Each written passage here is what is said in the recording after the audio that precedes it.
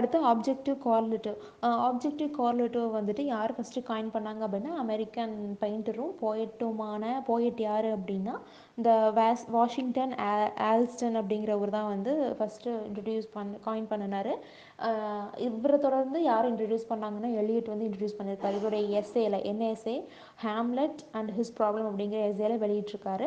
ஆக்சுவலாக அதோடைய மெயின் அவரை பொறுத்த வரைக்கும் அவருடைய மெயினாக என்ன அப்படின்னா the only way of expressing emotion. ஒரு எமோஷனை நம்ம வந்துட்டு எக்ஸ்பிரஸ் பண்ணக்கூடிய ஒரு வே என்னவோ அதுதான் இந்த ஆப்ஜெக்டிவ் கோரிலேட்டிவ் அப்படிங்கிறாரு.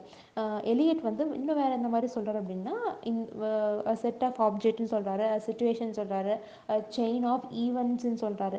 அதில் வந்து நிறைய ஃபார்முலாஸ் கலந்துருக்கும், அந்த ஈவெண்ட்ஸில் நிறைய ஃபார்முலாஸ் கலந்துருக்கும், இல்லை பர்டிகுலர் எமோஷன் இருக்கும்.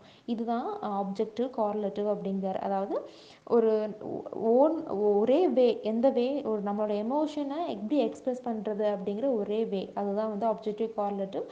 டிஎஸ் எலியட் வந்து எந்த எஸ்ஏல சொல்லியிருக்காரு, ஹேம்லெட் அண்ட் ஹிஸ் ப்ராப்ளம்னு சொல்லியிருக்காரு. நீங்க இன்னும் இங்கே தான் இருக்கீங்களா? முடிஞ்சிருச்சு, வீட்டுக்கு போங்க.